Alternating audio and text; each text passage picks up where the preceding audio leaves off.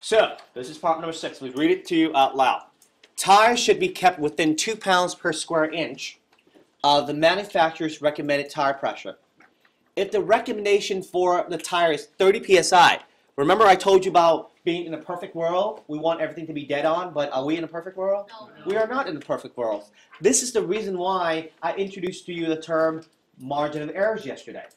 But notice that today I did not mention the word margin of errors. However, in place of margin of errors, I replaced it with the word within. They mean the same thing. Within, margin of errors, within 2 pounds mean plus or minus 2 pounds. That's what it means. So when you read a problem like this and it mentions the word within, you got to understand that, hey, it could be over or under. And exactly how many pounds? 2 pounds of pressure. So in this case, when I say the recommendation is for you to have in your tires 30 psi, what's the maximum pressure you can actually put into that tire? 32. And what's the minimum? 28. Okay, let me ask you this question. You're telling me that even though 30 is the perfect pressure, 30 is the perfect tire pressure, we can go all the way up to 32 or down all the way to 28, correct? Yeah. But is it possible for us to pump anywhere in between those two values? Yeah. So, technically, how many solutions can we have? What is it? Just 6? 1, 2, 3, 4, 5, 6, 7. Just 7? No. No, anything between Infinity. Oh, good. When you say anything between that, I mean, it could be 29.05, 29.08. So, is there ever a place where say, oh, this is the exact number that I'm going to have? No. So, how many answers can we expect to have? Just 3? A lot. Okay. So, can we just say that when I ask you a range of things, you expect to have infinitely many, right? And if you recall from what we covered yesterday, for a typical equation, we either have one answer or none. For the absolute value equation yesterday, how many answers did you see when we solved for an absolute value equation? Absolute value. Look back again. How many answers did we get for an absolute value equation? 2. Or? More. 2 or more? Wait. Let's say this. If I have x and I say, what can x be to make it 5?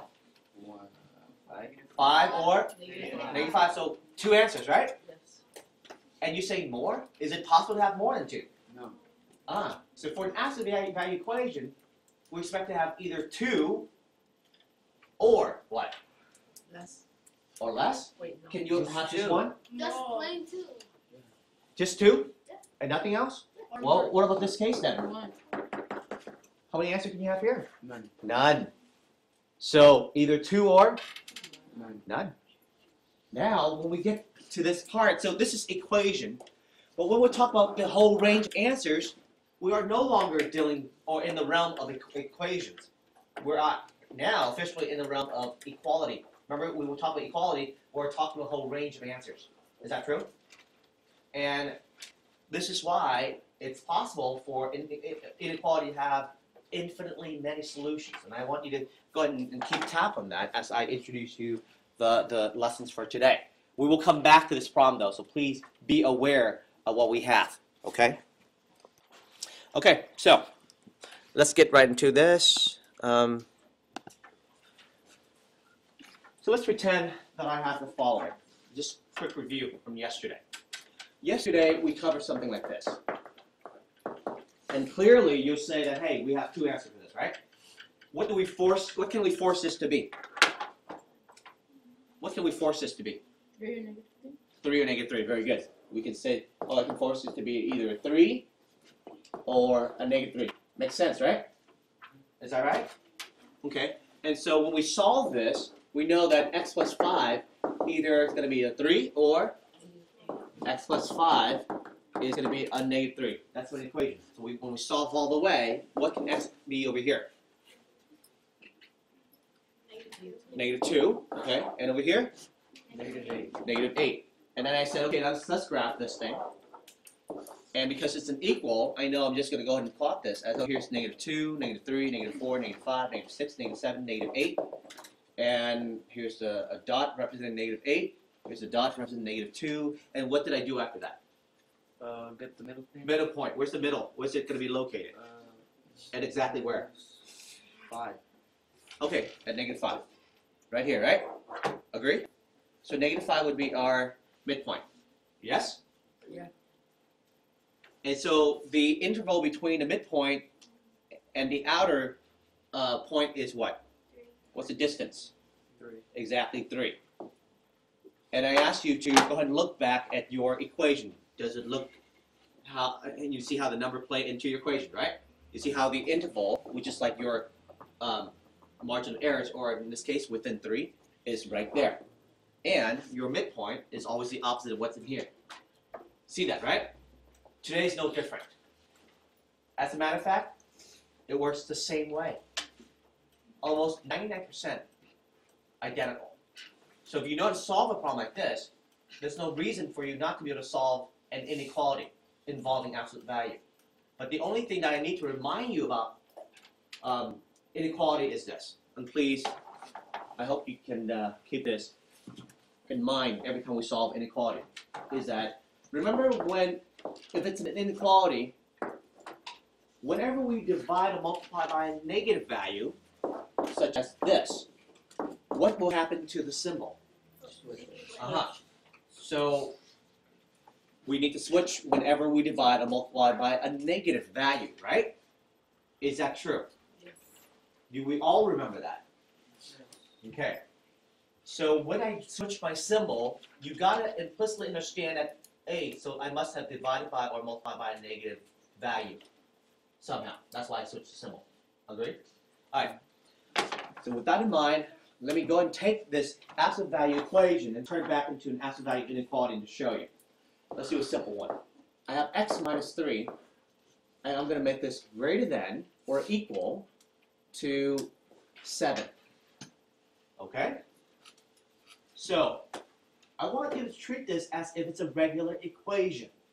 Solve it the same way. Right, Gary? So, if we're going to be using that same technique, in other words, I'm going to be forcing this to make it into what? Huh? What am I trying to force it into? 7. A 7. Very good. So, on one hand, I'm trying to force this into a positive 7, right?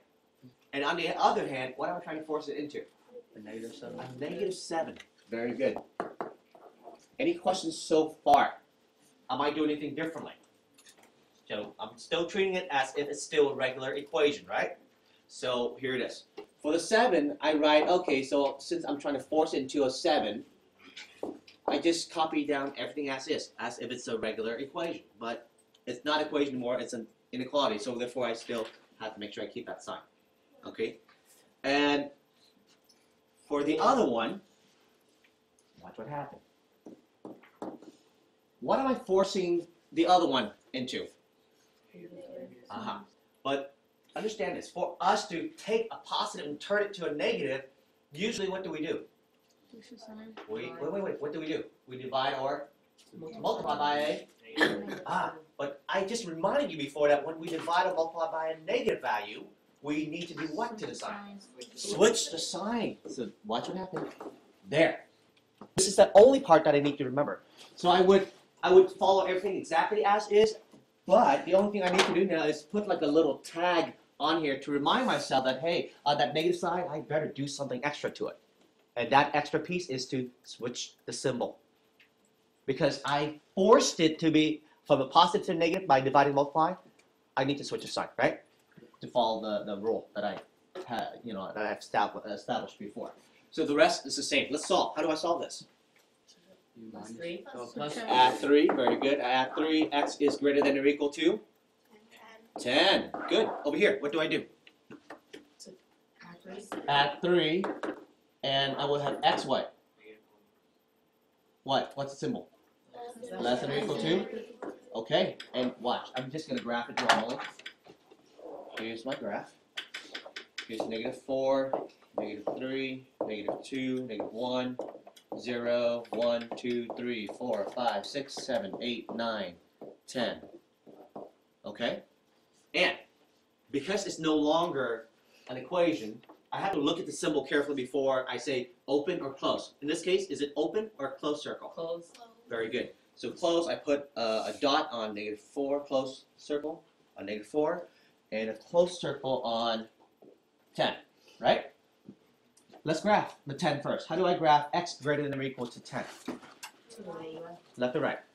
Right. Think about it. Anything greater than 10 is going to be left or right? Right. Right. And I told you, you should check the symbol too. It's pointing to the right, right?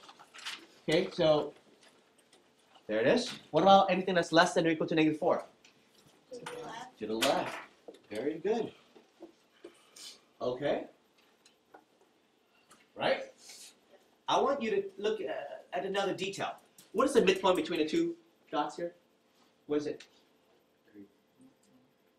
0. The midpoint, please. Where's the midpoint between -4 and 10? Where is it located? How do we do that again? We got 4 over here, 10 over here. That's 14 units, right? Cut in half? 7. 7. So we just have to count back 7. 1, 2, 3, 4, 5, 6, 7. Right here, right? Where's that at? At 3, right? Do you see the resemblance still? Look at this. Is it still the same? Isn't this from here to here actually 7 units, which is right there? It's not a coincidence, guys. It's still the same way as if it's an equation, right? But the only thing now is that instead of just having 2 dots, you need to have your directional arrow as well, whether it's pointing to the left or to the right. Okay? Any questions so far on this problem? I will have another one. I will ask you to compare in a little bit. But did you get this down? Okay, very good. I'm not erasing this yet. I'm just putting this together. Got it? Go ahead.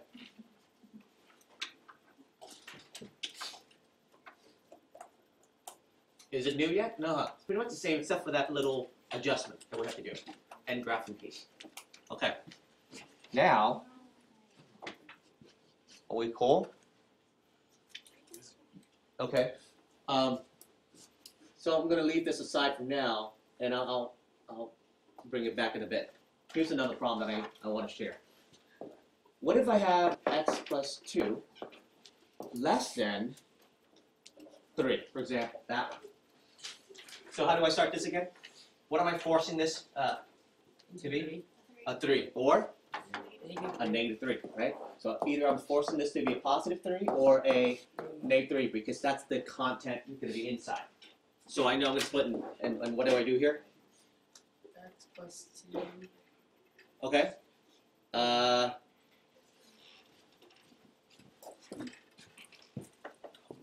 Okay. So x plus 2 Less than 3. less than 3. Very good. What about the other one? X plus 2 greater than -3. Very good. Now you remember. Oops, I messed up that right there. I even put a star up here to remind myself if you need to. But do you understand why I need to switch the sign? Because remember, because I forced it to a negative, that means I must have divided by or multiplied by a negative value to make it into a negative. Therefore, I need to switch the sign. Okay? And let's just solve it normally. -2, x is 1, less than 1. And over here, I is minus the 2. So x is going to be greater than or greater than what? -5. So I graph. Watch carefully this time. I have a -5, -4, -3, -2, -1, 0, 1. Okay? And how do I graph for x less than 1? Open or close, by the way? Open. Open this time. How do I graph x less than 1? To the left. To the left.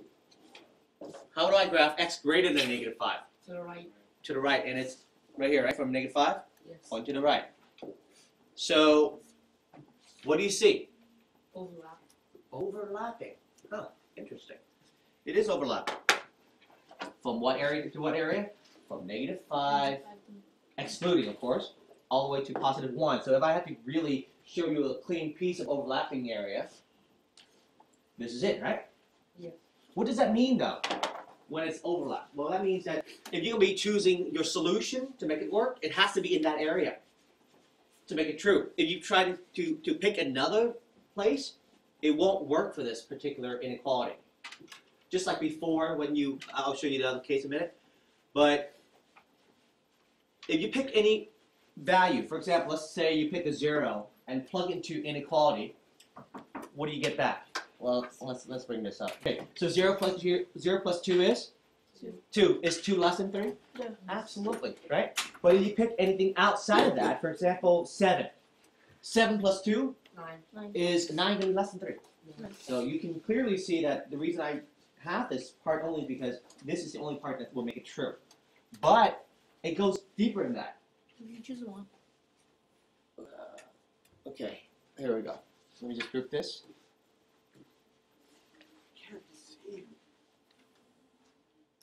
There you go.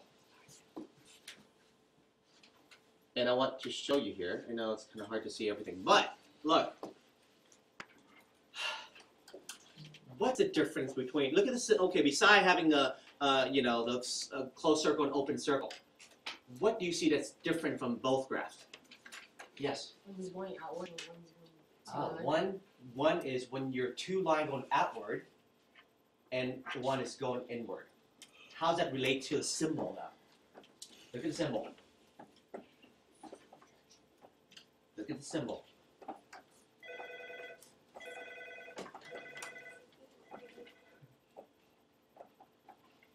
What do you see? Just hang up. What do you see as far as? Technology is weird. So you can clearly see, I hope to see this pattern already, that when you have the greater than symbol, think of it this way. Think of you growing big and you need to separate yourself to establish your identity. Kind of going away, kind of like, hey, I'm too big, I'm too famous. Let's just break apart. Just how the big group, the boys group, they all like break apart with the. Remember we used to have Destiny Child's group with that one. Jonas Brothers. Whatever, but they end up breaking up apart because they want to establish their own business, right? Whatever. So when it's big, you break apart or going away, and when you're small, you tend to join together to be bigger, right? So that's what's happening. When you're big, you go away. When you're small, you join together. Okay? Does that help to remember what to expect to graph? Okay, so here it is. Let me give you another example. And, is that great? Let's drop this down. Oh man, come on. Oh, Put the eraser down and then pick it up. wow. Oh, you serious? Yeah, of course, I'm serious. Okay, here we go. So let's try this one.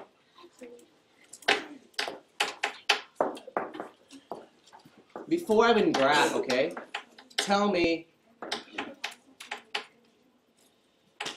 first of all, is this possible? Well, before you say no, think about it for a moment. Yesterday when we do an equation, we know that a positive will never equal to a negative. But this time around, it's not an equation. It's an inequality, and as this comes back up, you know that this will always be a positive, right? Yeah. So a positive is it true? Oh yeah. Will always be greater than a negative. Oh yeah. If it's always greater than negative, do I care what x is? No. So if that's the case, what can we say then?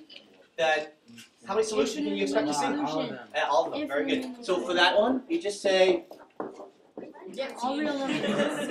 all real, because nothing there. you know that anything can be a part of this answer, and I don't want you to waste your time trying to solve for it, because you know it's all real.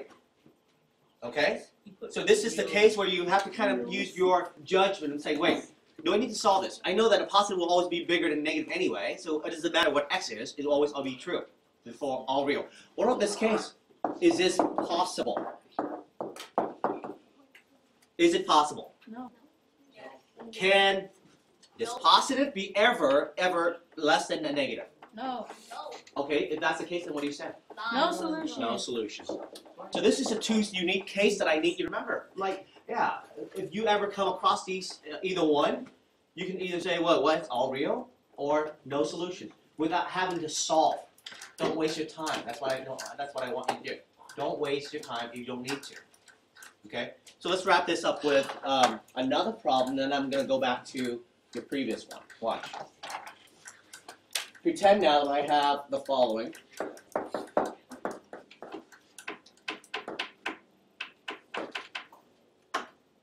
Let's make this 6. Tell me, before we even solve and graph, do you expect this to come together or go apart? Come together. Come together, because this is less, right? This side, less than that, coming together. But it's okay. If you don't know for sure, just solve it all the way and then graph it to see for yourself. But remember what I'm saying here is that your variable has to be on the left-hand side for you to make that conclusion, okay? Please. I don't want you to just take that word and say, yeah, Mr. Winnow will tell me that it's less than like that. It's always going to be coming together. No, no, no. Look at the variable first. So how do we start with this problem?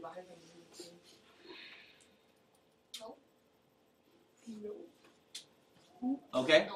Wait, divide? Is there anything to divide? No. Oh, so wait. Divide? No. Wait, what to do now? Add 2. Add 4. We're not ready yet, are we? Did we separate the two yet? Did we force the number to it yet? No. You haven't forced anything yet, and you're trying to divide or multiply or add or subtract. No, what are we trying to do now? Let's force this. What are we trying to force this to be? 6 and Remember, it has to 6. be by itself first before we can force it, right? Remember, we had a case before yesterday where we have a number in front and a number in the back. You have to get rid of those first before you can force a number onto it. So what can we force this on? 6 or negative 6. 6 or negative 6. Very good. 6 or a negative 6. And so for the 6 over here, I can just simply say 2x minus 4 less than 6, right? Okay. What about the other case? What are we forcing it to? 2x minus 4 is greater than 4. 2x minus 4? Greater than negative 6. Aha, greater than negative 6. Good. Now you remember to switch that symbol because you are forcing it into a negative, therefore you need to switch the sign. Right? And I explained that to you already why we need to switch the sign. So you need to refer back to that part. Just rewind it. Here, what do I do?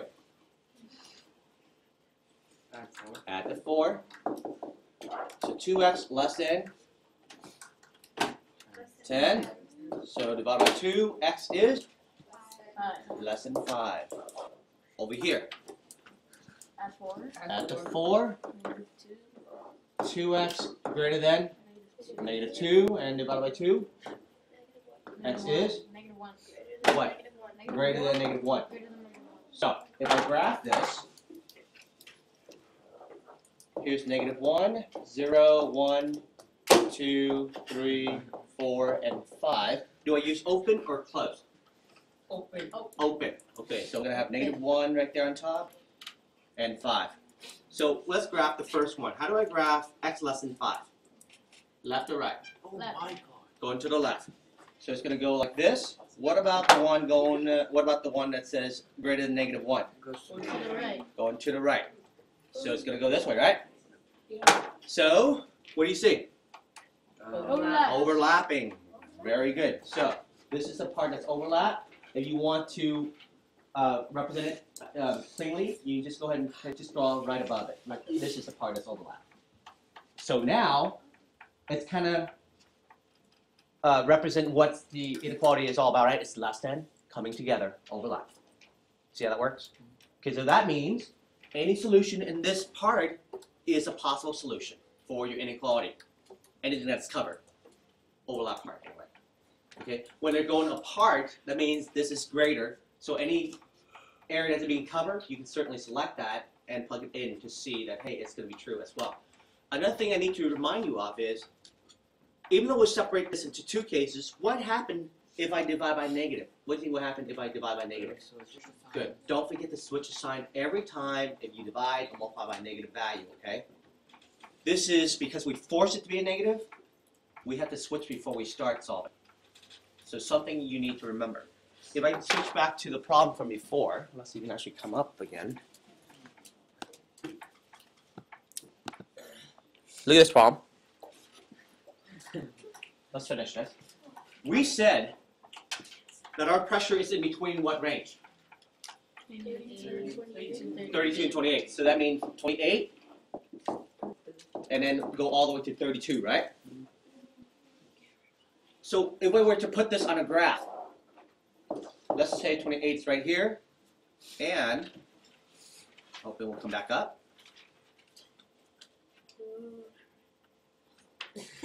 32 is right here, right? Kind of, it's invisible, but you see it. You see it No. there, and 30 is right here, right? Wouldn't you consider to be 30 your midpoint? Yeah. It is. And can we actually pump in 32 pounds of pressure? Yes. Okay, so it's a solid dot, right? Mhm. Can we pump 28? Okay. And can we pump anywhere in between the two values? Yes. So clearly, you've seen that it's like this. Is that right? Your possible solution is in between from 28 to 32. Yes. If this is the case, and I ask you, can you come up and write an inequality for this?